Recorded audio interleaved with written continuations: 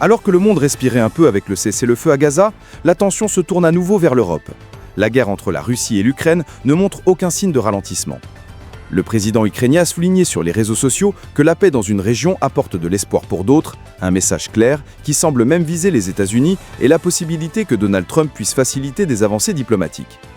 Mais pendant que ces espoirs émergent, la Russie progresse dans sa soi-disant phase zéro militaire près de l'Estonie.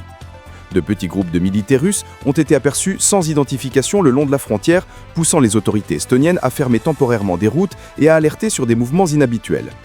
Moscou, pour sa part, affirme qu'il s'agit d'opérations de routine, mais les experts occidentaux avertissent c'est une préparation pour de futures opérations psychologiques et informatives préparant le terrain à d'éventuels conflits avec l'OTAN. L'incident n'est pas isolé. Les violations de l'espace aérien estonien en septembre et les déplacements discrets de troupes montrent que la Russie teste les limites, tandis qu'en Ukraine, la guerre reste intense. À Odessa, les pompiers ont combattu des incendies dans des entrepôts textiles après une attaque de drones russes, et sur le front, soldats et équipes médicales affrontent des défis croissants avec des blessés exposés pendant des jours en raison de la précision létale des drones. Certaines villes, comme Kramatorsk, ont déjà ordonné des évacuations pour protéger les familles et les enfants. De plus, la question du soutien international se pose.